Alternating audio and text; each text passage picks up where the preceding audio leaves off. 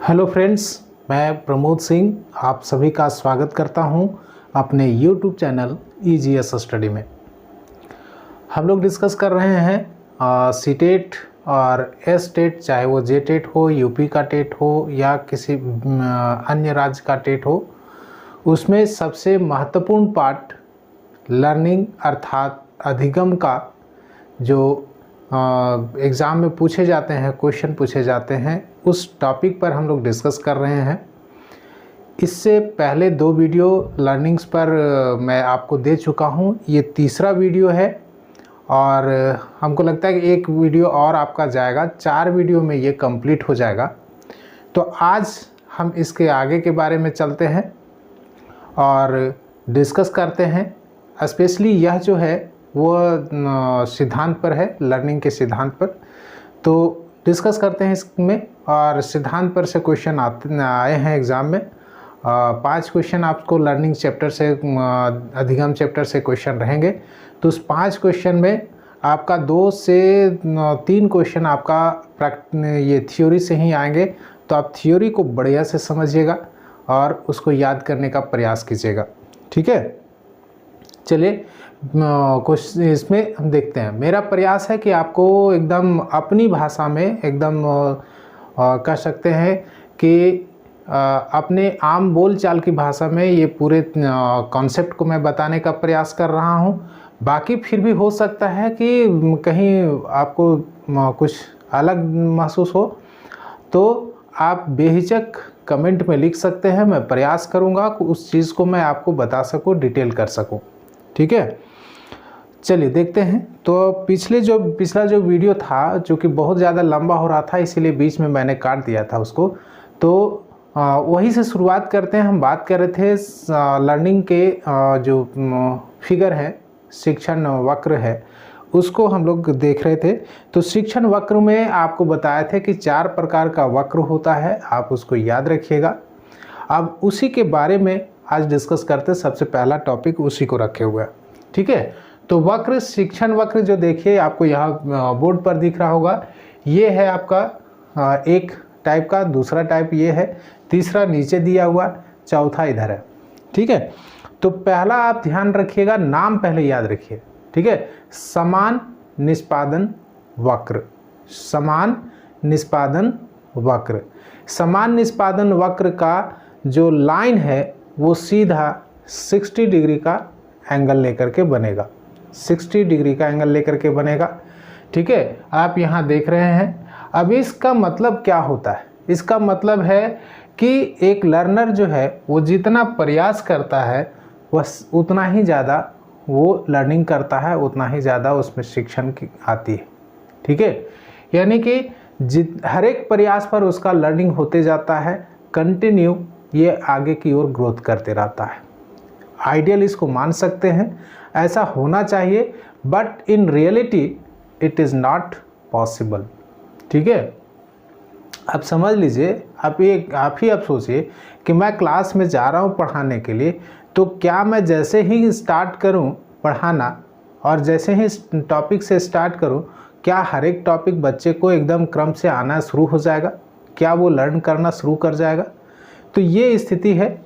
मैं इसके बारे में ज़्यादा डिटेल नहीं जाऊंगा क्योंकि एग्ज़ाम नज़दीक है, उसी को परिप्रेक्ष्य में ध्यान में रख करके मैं पढ़ा रहा हूँ। तो यहाँ ध्यान रखिएगा कि इस प्रकार का जो है यदि कर्व आता है आपको एग्ज़ाम में, तो ये समान निष्पादन वक्र कहा जाता है। इसको अंग्रेजी में यदि बोले तो अंग्रेजी में इसको कहा जाता है कर्व ऑफ इक्वल रिटर्न्स, या इक्वल रिटर्न्स कर्व इसको कह सकते हैं, ठीक है। निष्पादन मतलब रिटर्न्स होता है। नेक्स्ट दूसरा जो है, दूसरा को आप देखिए कि ये फिगर ऐसे है, इस रूप में फिगर बनाया हुआ है, इसलिए मैं ड्रॉ नहीं कर रहा हूँ।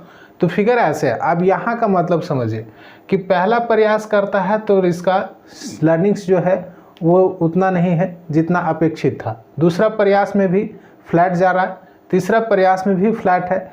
लेकिन जैसे जैसे प्रयास बढ़ता है, लर्निंग का रेशियो अचानक से ऊपर उठता है, ठीक है। यानी कि प्रयास दर प्रयास कंटिन्यू यदि वो करते जाता है तो एक बार उसको लर्निंग्स आसानी से मिलती है और उसका ग्राफ ऊंचे जाता है, ऊंची उड़ान भरता है।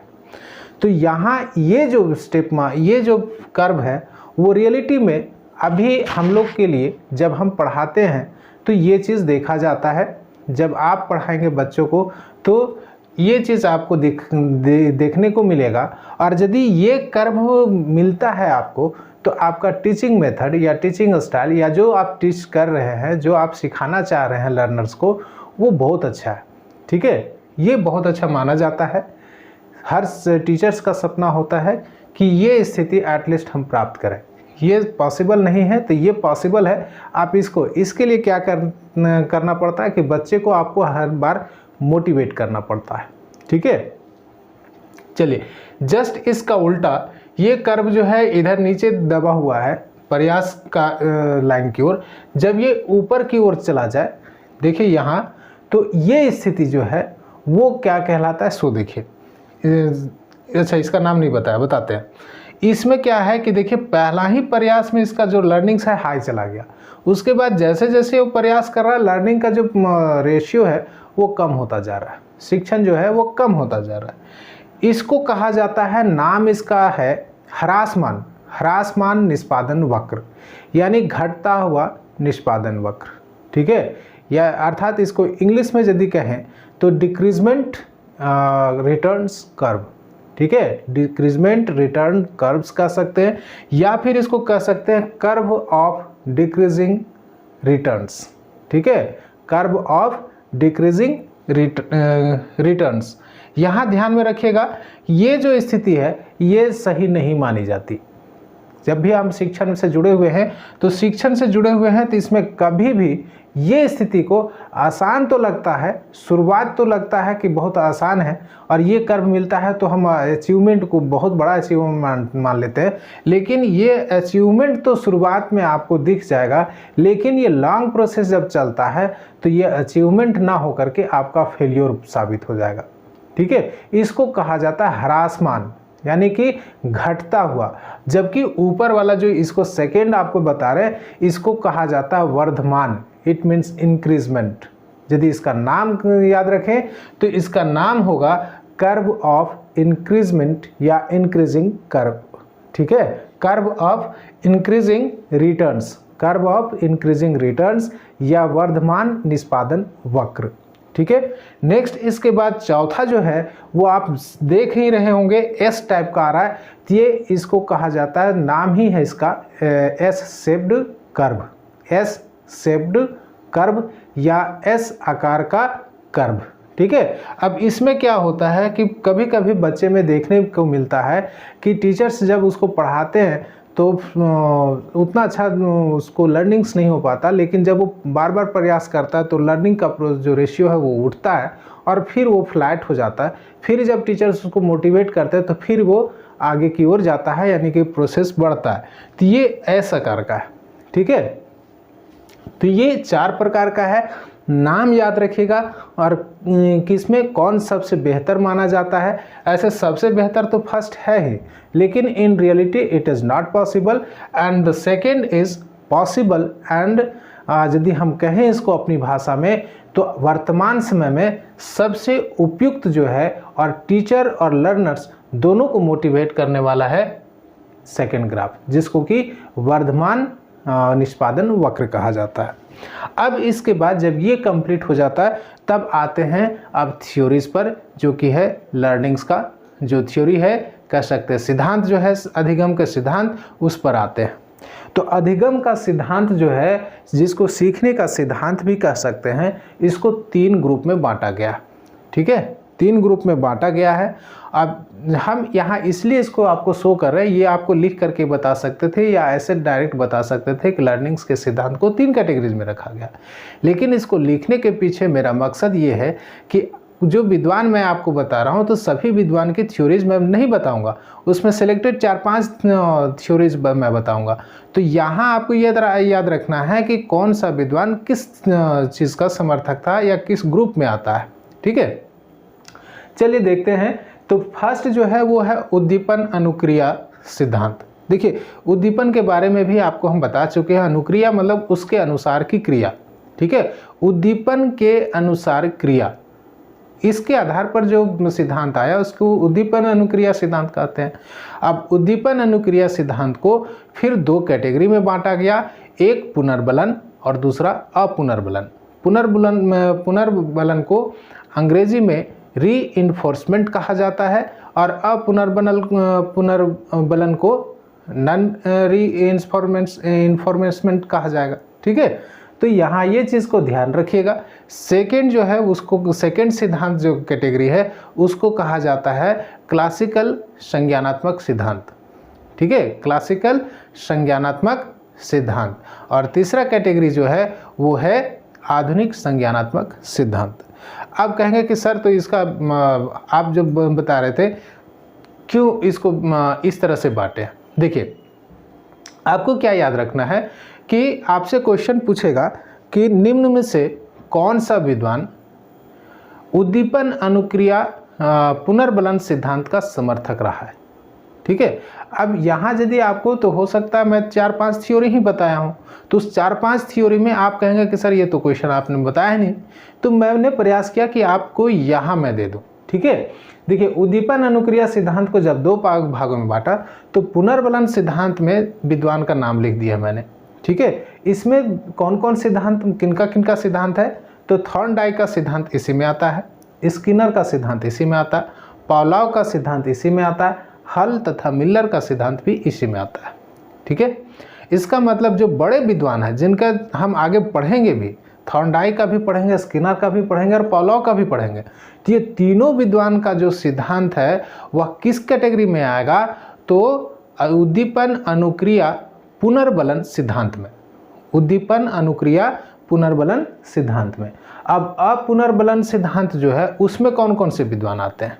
ठीक है, उद्दीपन अनुक्रिया अपुनर्बलन सिद्धांत जो है उसमें आते हैं, वाटसन का नाम सबसे प्रमुख है, वाटसन को याद जरूर रखिएगा। उसके बाद गथरी और एस्टस।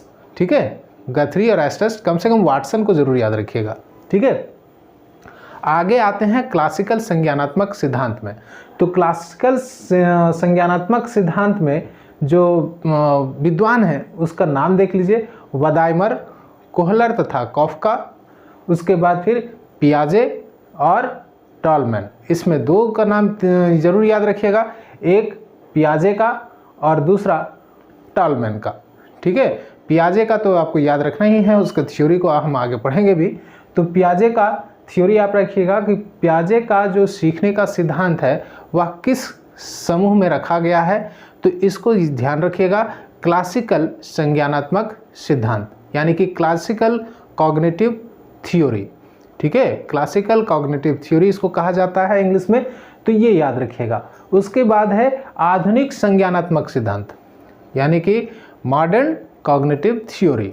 ठीक है, मॉडर्न कॉग्निटिव थ्योरी के अंतर्गत उन विद्वानों का नाम बता रहे, उनके सिद्धांत आते हैं। सबसे महत्वपूर्ण है उसुबेल।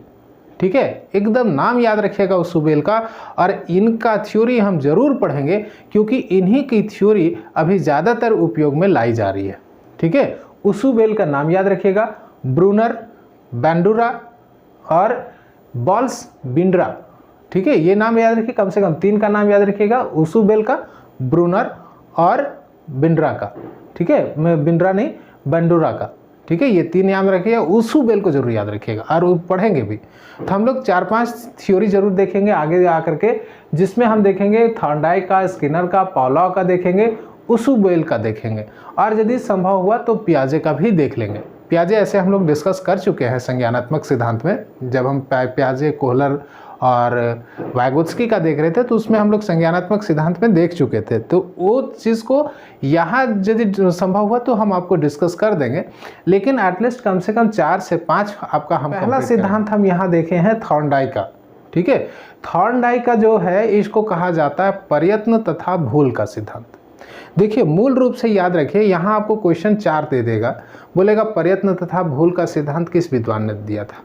याद रखिए थॉर्नडाइक का।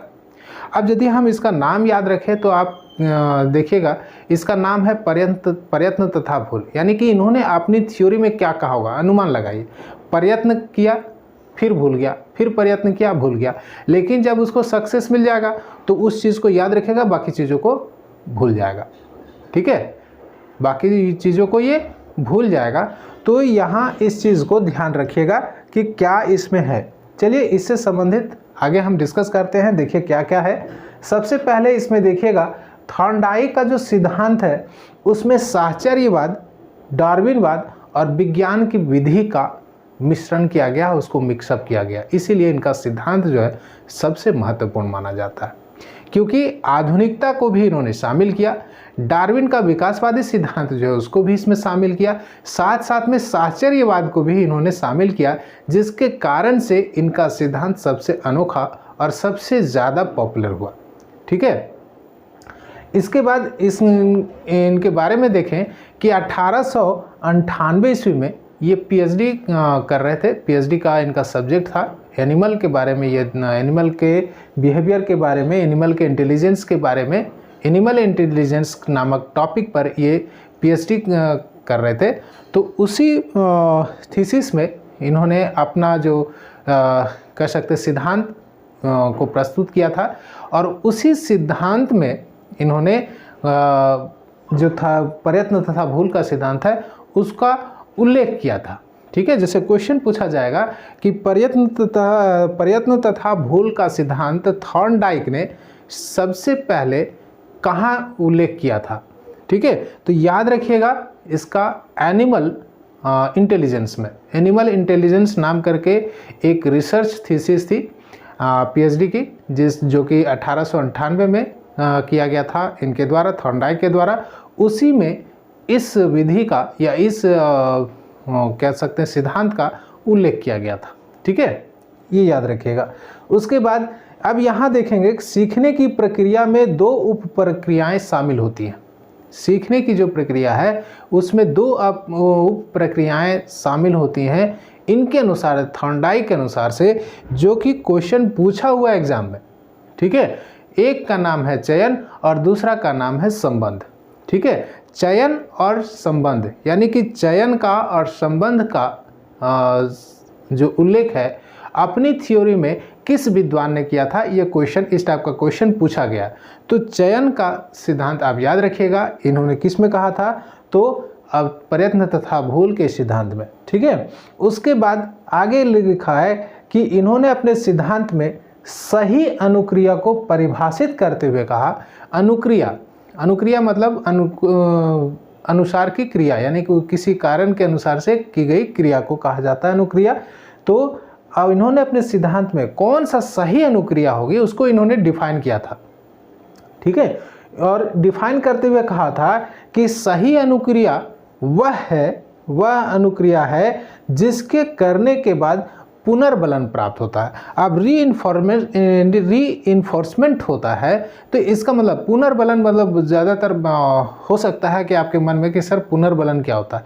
मतलब होता है ना कि आपको हो सकता है, जैसे अभी हम नहीं बोले कि आपको यदि ज़्यादा लंबा वीडियो दें तो आपको हो सकता है बोरिंग फील हो, तो बीच में ऐसा चीज़ कर देना, मोटिवेट कर देना कि फिर से आपको वो यदि लंबा वीडियो है तो वो भी आपको मज़ेदार लगे, तो वो कहलाता है रीइंफोर्समेंट, यानी कि फिर से पुनः बल देना, फिर से आपको मोटिवेट बनाए रखना, फिर से आपका ध्यान लगाए रखना, ये कहलाता है पुनर्बलन।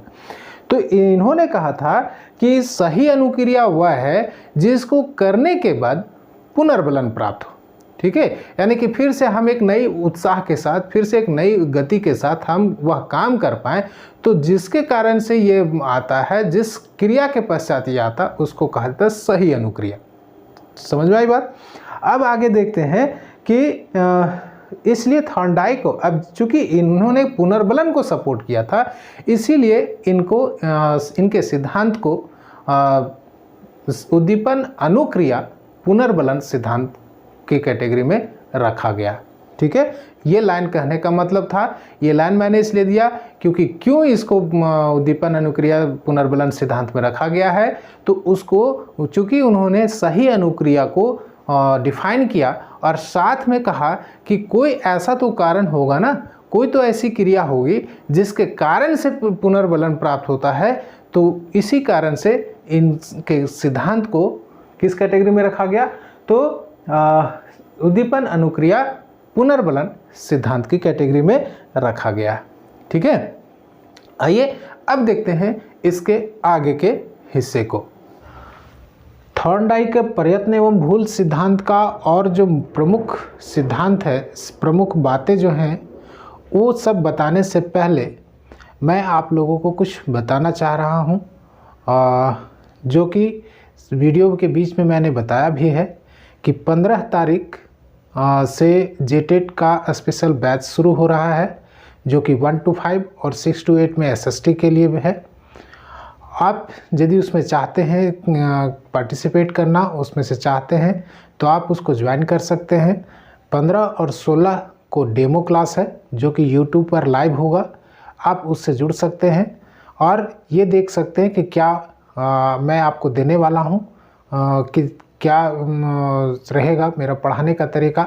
यदि वो तरीका, वो मटेरियल आपको समझ में आता है तो मेरे साथ जुड़िए। फ़ी के बारे में जो डिटेल है वो मेरे चैनल के कम्युनिटी में आपको मिल जाएगा। मेरे चैनल आप खोलेंगे, उसमें कम्युनिटी पर जाइएगा तो उसमें ये चीज़ डाला हुआ है, आप उसको देख लें। यहाँ मैं आपको बता दूं कि 1 to 5 के लिए पूरे कोर्स का जो फ़ी है वो मात्र 1000 रुपया रखा गया है, जबकि 6 to 8 के लिए ये 1500 है। जब TGT ज्योग्राफी का यदि आप तैयारी करना चाहते हैं, यानी हाई स्कूल में आपका सब्जेक्ट यदि ज्योग्राफी रखना चाहते हैं और उसकी तैयारी करना चाहते हैं तो उसके लिए 2000 रुपये उसका फ़ी है। इट मीन्स लगभग 4 महीने का कोर्स सभी है, तो 4 महीने का हिसाब से आप देख लीजिए कि जो फ़ी है वो क्या ज़्यादा है या कम है। मैं यहाँ फ़ी के बारे में उसको सही या गलत नहीं बता रहा हूँ, बस ये यदि आपको समझ में आता है तो आप मेरे साथ जुड़ सकते हैं, जो कि 15 तारीख से स्टार्ट हो रहा है। लिंक आपको हमारे ग्रुप में शेयर मिल जाएगा, शेयर किया जाएगा। जो जूम ऐप पर मैं क्लास ले रहा था उसमें ये लिंक मिल जाएगा। साथ में उसका लिंक आपको लगभग 8 से 10 घंटे पहले उसको आप मेरे चैनल पर उसका लिंक जो है शेयर कर दिया जाएगा, आप वहाँ से देख सकते हैं। चलिए बात करते हैं थॉर्नडाइक का और भी महत्वपूर्ण जो चीज़ें हैं, सिद्धांत का जो महत्वपूर्ण चीज़ें हैं उसके बारे में। अभी तक जो मैंने आपको बताया कि थॉर्नडाइक का जो सिद्धांत है वह साहचर्यवाद, डार्विनवाद एवं अन्य जो है जैसे वैज्ञानिक विधियों का भी समावेश किया गया है, और इस कारण से ये एक अनोखा सिद्धांत बन गया। इसके साथ साथ मैंने ये भी आपको बताया कि यह सिद्धांत कहाँ से आया था। ठीक है, अब उसके बाद चलते हैं इस सिद्धांत की महत्वपूर्ण चीज़ों पर। ठीक है, तो थॉर्नडाइक ने जो सीखने की विशेषताएं बताई थी, उस विशेषताओं को मैं बता रहा हूं जो उनके सिद्धांत की विशेषताएं हैं। ठीक है, थॉर्नडाइक के प्रयत्न तथा भूल सिद्धांत का जो प्रमुख विशेषता रहा है उसके बारे में मैं आपको बता रहा हूं, और ध्यान दीजिएगा क्वेश्चन यहाँ से यदि थॉर्नडाइक का सिद्धांत यदि पूछता है तो थॉर्नडाइक का सिद्धांत में एक तो बनता है कि थॉर्नडाइक का सिद्धांत का नाम क्या था, या प्रयत्न तथा भूल का सिद्धांत किसने दिया। ठीक है, एक तो ये क्वेश्चन बनता है। नेक्स्ट यदि दूसरा क्वेश्चन बनता है जो कि पूछे जाने के चांसेस है, वो फर्स्ट लाइन जो आपको बताए थे, साहचर्यवाद, डार्विनवाद और वैज्ञानिक विधियों का समावेश, ये लाइन से आपको क्वेश्चन पूछा जा सकता है। नेक्स्ट और कहीं से क्वेश्चन बनता है तो यही है विशेषता और शैक्षिक में योगदान के बारे में क्वेश्चन पूछा जाता है। तो देखिए विशेषता में तीनों जो यदि आप विशेषता इसका देख लेंगे तो इनका जो थ्योरी है और एक कहानी जो बिल्ली का कहानी है वो यदि आप समझ लेंगे तो इनका पूरा का पूरा थ्योरी आपको समझ में आ जाएगा। जैसे पहला इन्होंने कहा था सीखने की जो प्रक्रिया है, सीखने की जो प्रक्रिया है वह पशुओं में जिस प्रकार से होती है उसी प्रकार से मनुष्यों में भी होती है। अर्थात पशुओं के जो सीखने की प्रक्रिया है और मानवों की सीखने की जो प्रक्रिया है वो दोनों समान है। ठीक है, ये कहा थॉर्नडाइक ने अपने सिद्धांत में। दूसरा जो इन्होंने कहा कि सीखना जो है वो क्रमोत्तर होता है, ना कि सूझपूर्ण होता है। ठीक है। अब यहाँ इसको समझिएगा क्योंकि इस सेंटेंस को समझना जरूरी है और यहाँ से क्वेश्चन पूछे जाते हैं। ज़्यादातर जो क्वेश्चन पूछे गए हैं, आप यदि उठा करके देखें, क्वेश्चन सेट देखें, तो उसमें से ज़्यादातर क्वेश्चन इसी टॉपिक से पूछे गए हैं। सीखना क्रमोत्तर होता है, ना कि सूझबूझ। यानी थॉर्नडाइक का मानना था, इन्होंने अपने सिद्धांत में ये कहा कि जो सीखना है, लर्निंग जो प्रोसेस होता है, अधिगम जो होता है, वह स्टेप बाय स्टेप होता है, श्रृंखला के रूप में होता है। श्रृंखला का मतलब है कि पहले कुछ, उसके बाद कुछ, उसके बाद कुछ, यानी कि ऐसे करके क्रमवार चलता है, ठीक है। जबकि ऐसा नहीं है कि अचानक सडन जैसी चीज़ों को इन्होंने इनकार कर दिया था कि अचानक से कोई चीज़ होता है और आदमी सीख जाता है, ऐसा कुछ नहीं होता। इस चीज़ पर यानी कि सूझपूर्ण पर इन्होंने इनकार कर दिया, सूझपूर्ण को इन्होंने इनकार कर दिया कि ऐसा भी कोई चीज़ है। सूझपूर्ण अर्थात रीजनिंग जैसी कोई चीज़ों को, सडन जैसी कोई किसी चीज़ों को इन्होंने इनकार कर दिया कि लर्निंग में इस ऐसा कभी नहीं होता है, ठीक है। तीसरा जो है वह है सीखने में चिंतन या विवेचन जैसा कुछ नहीं होता। कहने का मतलब है कि थॉर्नडाइक ने कहा कि जब लर्निंग का प्रोसेस होता है, अधिगम की प्रक्रिया चलती है, तो उस समय चिंतन या विवेचन जैसी प्रक्रियाएं नहीं होती हैं, ठीक है। अब समझाते हैं आपको कि इन्होंने मैंने जो आपको ये विशेषता बताया, वो विशेषताओं को आप लागू कीजिएगा। एक कहानी मैं बता रहा हूँ जो कि इन्होंने बताया था अपने सिद्धांत को सही बताने के लिए कि किस प्रकार से इनका सिद्धांत जो इन्होंने कुछ बताया वो कैसे सही है। इसके लिए उन्होंने एक प्रैक्टिकल बताया जिसमें इन्होंने कहा कि एक बिल्ली को यदि हम एक पिंजरे में रख देते हैं जिसके दरवाजे पर सिटकिनी लगी हुई है और बाहर खाना रख देते हैं, ठीक है, बिजली को पिंजरे में बंद कर देते हैं, सिटकिनी बंद कर देते हैं, तो खाना दे करके बिल्ली जो है वह उसमें खाने की इच्छा जगेगी, उद्दीपन होगा, है ना, खाने की इच्छा जगेगी, उद्दीपन होगा, तो उसके अनुसार से वो अनुक्रिया करना शुरू करेगी, यानी कि पिंजरे से बाहर निकलने का प्रयास करेगी, ठीक है। इसका मतलब समझिए कि थॉर्नडाइक का मानना था कि उद्दीपन होता है, उसके बाद अनुक्रिया होती है, ठीक है। अब अनुक्रिया होती है तो उस अनुक्रिया यानी कि बार बार वो पिंजरे में बाहर निकलने के लिए, खाना खाने के लिए कई जगह पर पंजे मारेगी और उसी पंजे मारने के दौरान एक बार गलती से सिटकिनी के जहाँ पिन होता है उस जगह पर उसका पैर चला जाता है, तो दरवाज़ा खुल जाता है और वो बाहर जा कर के खाना खा लेती है। इसी प्रोसेस को यदि आप आगे कंटिन्यू करते जाते हैं तो बिल्ली का जो फर्स्ट टाइम में यदि वो 1 घंटे का समय लेती है तो दूसरे घंटे में उसका समय कम होता है, तीसरे में और भी कम हो जाता है, चौथे में उससे भी कम होता है और अंत में वो पहले ही प्रयास में सिटकिनी खोल लेती है। यानी कि सीखने का जो प्रयास है, अब ये देखिएगा, सीखने का प्रयास है जो क्रम से चलता है और अंत में वो अपना जो होता है पीक पॉइंट पर वो पहुंच जाता है, ठीक है। इसका मतलब है कि प्रयत्न करते करते व्यक्ति सीखता है, ठीक है, और उस प्रयत्न को फिर ज़्यादा याद रखता है जिस प्रयत्न से अंतिम रूप में उसको सफलता प्राप्त होती है, बाकी सभी चीज़ें वो भूल जाता है, ठीक है। ये इन्होंने कहा था। अब इस चीज़ों को यदि देखें तो इनका कहना था कि क्या इसमें एक क्रमवार तो हो गया, उद्दीपन हुआ, उसके बाद अनुक्रिया किया और अनुक्रिया करने के बाद जब उसको सफलता मिलती तो वैसे काम करने में वो फिर उछलने में या दरवाज़ा खोलने में उसकी जो प्रक्रिया होती है वो ज़्यादा गतिशील होती है, ज़्यादा वो उसी की ओर पुनर्वलित होती है। ये चीज़ को इन्होंने कहा, ठीक है। अब आगे इसके बाद चलते हैं कि इस सिद्धांत का जो नियम है और सहयोगी नियम है, आप इसके बारे में मैं आपको पिछले वीडियो में मैं बता चुका हूं कि थॉर्नडाइक ने 3 मुख्य नियम दिए थे और 5 गौण नियम दिए थे या सहयोगी नियम दिए थे। 3 प्रमुख नियम को मैं फिर से बता रहा हूं, नाम बता रहा हूं, आप उसको समझ लेंगे कि कौन सा है। 3 प्रमुख नियम है जिसमें पहला है तत्परता का नियम, ठीक है, दूसरा है अभ्यास का नियम और तीसरा है प्रभाव का नियम। अन्य 5 और ये नियम है जिनको कि गौण या सहयोगी नियम इन्होंने बताया था।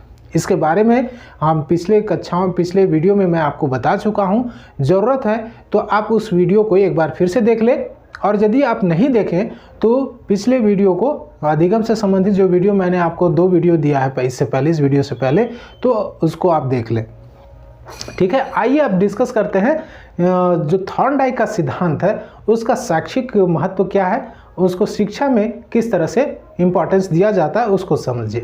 पहला ही जो इन्होंने इनके सिद्धांत का जो है वह है कि कक्षा का उद्देश्य स्पष्ट होना चाहिए तथा वह शिक्षार्थियों के पहुंच के भीतर होना चाहिए। इनका मानना था कि यदि कक्षा का में उद्देश्य क्या है, कक्षा देने का उद्देश्य क्या है, बच्चों को सिखाने का उद्देश्य क्या है, ये यदि स्पष्ट होता है तो स्पष्टता आप उद्देश्यपूर्ण लेकर के एक उद्देश्य लेकर के आप यदि जाते हैं तो आपका ध्यान एकदम एकाग्र होता है। इसलिए थॉर्नडाइक ने कहा कि उद्देश्य कंफर्म होना चाहिए, एक उद्देश्य होना चाहिए और साथ में वह उद्देश्य जो होता है वह शिक्षार्थियों के पहुंच के भीतर होना चाहिए। ऐसा नहीं कि ऐसा उद्देश्य बना ले कि जो उस एज के या उस शिक्षार्थियों के, उस लर्नर्स के लिए के पहुंच से ही बाहर हो।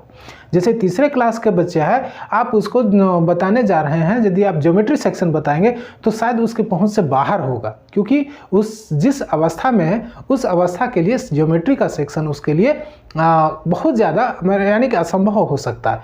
वह सिर्फ चित्र पहचान सकता, उसके अन्य चीज़ों को नहीं पहचान पाएगा। कहने का मतलब है कि यदि आप उसके लिए कोई चीज़ लर्निंग्स का कोई टॉपिक आप सेट कर रहे हैं तो ये टॉपिक इस चीज़ पर ध्यान रखिए कि क्या वो टॉपिक उस बच्चे के कैपेसिटी के अंदर है या नहीं है। ठीक है, नेक्स्ट दूसरा देखते हैं, शिक्षार्थी का व्यवहार बाह्य पुनर्बलनों से अधिक प्रभावित होता है यदि कंपैरिजन करें आंतरिक पुनर्बलन से।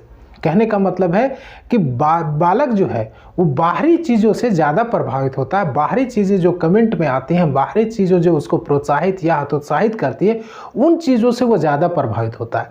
जैसे इसको क्लास में यदि हम देखें तो बच्चे को यदि बच्चा कोई काम कर रहा है और यदि कुछ आसपास के लोग उसको यदि मोटिवेट करते हैं, उत्साहित करते हैं, तो बच्चा और जोर लगा करके और लगन से उस कार्य को करता है। लेकिन वही यदि लोग उसको हतोत्साहित करते हैं, शिक्षक भी उसको हतोत्साहित करते हैं, डांटते हैं, तो इससे बच्चा पुनर्बलित नहीं हो पाता और उसका लर्निंग जो प्रोसेस है वो धीमा पड़ जाता है। ये कहने का मतलब है। तीसरा जो है वह है शैक्षिक वातावरण को जिंदगी के वातावरण से यथासंभव समान रखें। ठीक है, कहने का मतलब है कि आप उन्हीं टॉपिकों को समझाएं या यदि कोई नया टॉपिक है उसका एग्जाम्पल यानी कि उसको इस वातावरण में सेट करके पढ़ाएं ताकि बच्चे के लिए वो फैमिलियर लगे, परिचित लगे कि वो उसी माहौल में रह रहा है जो माहौल उसके घर में मिलता है, जो माहौल वो दोस्तों के साथ पाता है, जहाँ बच्चा खुले रूप से अपने विचारों को प्रकट करता है। यदि वही माहौल में बच्चे को यदि लर्निंग्स दिया जाए तो वो अच्छे तरीके से लर्निंग को अचीव कर पाएगा। ठीक है, नेक्स्ट चौथा जो टॉपिक है वह है जटिल एवं कठिन स्वरूप वाले विषयों और टॉपिकों को जटिल एवं कठिन स्वरूप वाले विषयों पर ही अधिक जोर नहीं दिया जाए। कहने का मतलब है ये एक तरह से अभी की सच्चाई है जिस पर कि थॉर्नडाइक ने कहा कि ऐसा नहीं होना चाहिए। अभी कई लोगों की, हमारी भी ये मानसिकता हो सकती है कि बच्चे को मैथ साइंस पर ज़्यादा जोर दीजिए। ठीक है, मैथ साइंस पर ज़्यादा जोर दीजिए, जबकि इन्होंने कहा था, इन्होंने अपने सिद्धांत में कहा कि ज़रूरत नहीं है कि हम उन्हीं चीज़ों पर ज़्यादा फोकस करें जो कठिन और जटिल हैं। कठिन और जटिल हो सकता है कि बच्चों को समझ में जल्दी नहीं आए और उससे उनके लर्निंग प्रोसेस जो प्रभावित होती है। उनको वो चीज़ें पहले सिखाई जाए जो उनको जल्दी सीख जाते हैं और उनके लिए कुछ आसान होता है। इससे क्या होता है कि बच्चे का जो आत्मविश्वास होता है वो बढ़ता है। वो बढ़ेगा तो कठिन चीज़ों को भी फिर वो जल्दी सीखेगा और उसके लिए कुछ आसानी होगी सीखने में। कहने का मतलब ये था। उसके बाद यदि नेक्स्ट टॉपिक देखें तो नेक्स्ट पॉइंट है शिक्षक को कक्षा में धनात्मक नियंत्रण बनाना चाहिए। कहने का मतलब ये है कि यदि शिक्षक कक्षा में जाता है तो ऐसा नेगेटिव अप्रोच ना रखे जिसका प्रभाव कक्षा के वातावरण पर पड़े। ठीक है, कक्षा का वातावरण हमेशा सकारात्मक होना चाहिए। बच्चे की सोच में ऐसा ना जाए कि यदि वो कुछ बोलता है और गलत हो जाता है तो शिक्षक उसको पनिश करेंगे। इस अवस्था में क्या होता है कि बच्चे का चिंतन या उसका जो मानसिक स्थिति होती है वो प्रेशराइज रूप में आ जाती है, जिसके कारण से बच्चा सीखने में मंद हो सकता है या सीखने की प्रक्रिया उसकी बाधित हो सकती है। इसीलिए थॉर्नडाइक का मानना था कि जब भी आप कक्षा में जा रहे हो तो कक्षा का वातावरण का नियंत्रण सकारात्मक होना चाहिए, ना कि नकारात्मक। यहाँ ये भी समझ लें कि ये भी इनका कहना था कि कक्षा का जो माहौल होना चाहिए वो स्टूडेंट फ्रेंडली होना चाहिए, ना कि स्टूडेंट पर आपका सत्ता होनी चाहिए, प्रभुत्व होनी चाहिए, ये नहीं होना चाहिए। ठीक है। आगे इन्होंने कहा कि शिक्षक को यह स्पष्ट रूप से पता होना चाहिए कि वो उसको क्या पढ़ाना है। ठीक है, यानी कि यदि टीचर्स जा रहे हैं स्टूडेंट्स को पढ़ाने के लिए तो टीचर को ये पता होना चाहिए कि वह क्या पढ़ाने जा रहे हैं। ठीक है, किसको पढ़ाने जा रहे हैं और कैसे पढ़ाएंगे। ये यदि चीज़ें उनको मालूम होती है तो लर्निंग्स जो है वो उस आराम से अच्छे तरीके से अचीव हो जाती है। अब इसका कारण हम आपको बताते हैं कि ऐसा क्यों। यदि टीचर्स को ये पता होता है कि क्या पढ़ाना है तो वह उसके लिए पहले से तैयारी कर सकता है। ठीक है, जब वो उसके लिए पहले से तैयारी करके आता है तो इसका मतलब है कि टीचर्स मेंटली फिजिकली तैयार होता है हर एक चीज़ से कोरिलेट करने के लिए। और अचानक से यदि उसको टॉपिक मिलता है या बिना तैयारी किए हुए हो जाता है तो क्लास में वो उतने अच्छे तरीके से अपने जो लर्निंग्स टॉपिक है उसको प्रेजेंट नहीं कर पाता है, जिसका असर लर्निंग्स पर पड़ता है। दूसरा है कि किसको पढ़ाना है। अब यहाँ किसको पढ़ाना है यदि टीचर्स को पता है, जैसे स्टूडेंट्स को पढ़ाना है या स्टूडेंट से हो सकता है कि आप कॉलेज के बच्चों को पढ़ा रहे हैं, यूनिवर्सिटी के बच्चों को पढ़ा रहे हैं या आप दूसरे तीसरे क्लास के बच्चों को पढ़ा रहे हैं, तो आपका स्टैंडर्ड उस हिसाब से होना चाहिए। ऐसा नहीं कि आप यूनिवर्सिटी के बच्चों को पढ़ा रहे हैं और दूसरे तीसरे क्लास के बच्चों का जो लैंग्वेज होता है, स्टैंडर्ड होता है, उसके अनुसार से पढ़ाएंगे तो बोर फील होगा, क्योंकि उसको पता कई सारी चीज़ों को, कई सारे टर्म्स का वो अनुमान लगा सकता है, उसका मतलब उसको पता होता है। जबकि हम 2 और 3 स्टैंडर्ड में जाते हैं और उसका स्टैंडर्ड यदि हम हाई रखते हैं तो बच्चे के समझ में नहीं आता है और उसको लर्निंग्स प्रोसेस जो है ये दोनों स्थितियों में प्रभावित हो सकती है। ठीक है, कहने का मतलब है कि किसको पढ़ाना है ये ध्यान में आना चाहिए। उसके बाद है कि कैसे पढ़ाना है। जब आपको टॉपिक पता हो कि किसको क्या पढ़ाना है, किसको पढ़ाना है, उसके बाद आपकी शैली, आपका पढ़ाने का तरीका, आपका पढ़ाने का विधि जो है वो लर्निंग्स को प्रभावित करती है। यानी आपका यदि मेथड सही हो, तरीका सही हो पढ़ाने का तो लर्निंग्स अच्छे से आ सकता है। यदि आपका तरीका बेढंगा हो, यदि आपका तरीका ही खराब हो, आपका कम्युनिकेशन खराब हो तो निश्चित तौर पर लर्निंग्स प्रभावित होगी। ये था इस सिद्धांत का शिक्षा में योगदान। इस सिद्धांत के थ्रू ही ये चीज़ों का अनुपालन किया जा रहा है आधुनिक समय में शिक्षा मनोविज्ञान के लिए बच्चों को पढ़ाने के लिए। इसके बाद इस सिद्धांत के कुछ दोष हैं जिसको मैं आपको यहाँ बता रहा हूँ। ऐसे ये ज़रूरत नहीं है, लेकिन यहाँ याद रखिएगा कि क्या क्या है। सबसे पहला इन्होंने जो कहा था कि प्रयत्न तथा भूल के सिद्धांत में इन्होंने कहा कि सूझ का कोई इम्पोर्टेंस नहीं है, जबकि ऐसा नहीं है। सूझ का इम्पोर्टेंस है, रीजनिंग माइंड का इम्पोर्टेंस है। कभी कभी ऐसा होता है कि व्यक्ति के दिमाग में अचानक से कोई चीज़ें सूझ जाती हैं और वो जब यूज़ करता है तो वो चीज़ों को सफलतापूर्वक कंप्लीट कर लेता है। ठीक है, तो इस परिस्थिति को ऐसा नहीं है कि सूझ नहीं होता है, लेकिन कभी कभी वो हर एक बार नहीं होता, अनिवार्यता तो नहीं हो सकता। यानी कि प्रयत्न तथा भूल के सिद्धांत में जो ये सूझ है वो कंपलसरी नहीं है, लेकिन ऐसे स्थितियां आती हैं कभी कभी जबकि सूझ भी इम्पॉर्टेंट हो जाता है। ये दोष है इस सिद्धांत का। दूसरा जो है, इन्होंने अभ्यास पर अधिक जोर दिया। यदि बिल्ली वाला देखेंगे तो बार बार वो अभ्यास कर रही है, इसका मतलब है कि अभ्यास पर इन्होंने बहुत जोर दिया, जबकि लर्निंग्स में और भी कई सारी चीज़ें हैं जो लर्निंग्स को प्रभावित करती हैं। लर्निंग्स को यदि जल्दी सीखा जाता है या लेट से होता है, ये तय करती हैं। ठीक है, जैसे आपको उस कक्षा का वातावरण कैसा है, ठीक है, या फिर टीचर्स की विधि क्या है, पढ़ाने की विधि कैसी है, टीचर का कम्युनिकेशन किस प्रकार का है, ठीक है, कई सारी चीज़ें प्रभावित करती हैं। तो सिर्फ अभ्यास को ही इम्पोर्टेंस देना सही नहीं है, ठीक है। ये सारी चीज़ें हैं थॉर्नडाइक के सिद्धांत में जो कि आपको याद रखना चाहिए। कम से कम थॉर्नडाइक का सिद्धांत में ये याद रखिएगा, चयन और संबंध के बारे में आपको बताए होंगे, ये आप याद रखिएगा। नेक्स्ट आप यदि याद रखते हैं तो विशेषता को याद रखिएगा और शैक्षिक चीज़ सही जो इनका इम्पोर्टेंस है उसको याद रखिएगा इस सिद्धांत में। अब नेक्स्ट अगले वीडियो में मिलेंगे जिसमें अगले विद्वान के सिद्धांत के बारे में पढ़ेंगे। 4-5 सिद्धांत के बारे में मैं आपको बताऊंगा, जिसमें नेक्स्ट आपको बताएंगे पावलोव का सिद्धांत और उनका शैक्षिक योगदान, ठीक है। मिलते हैं अगले वीडियो में। आप सभी का धन्यवाद। Thank you for watching.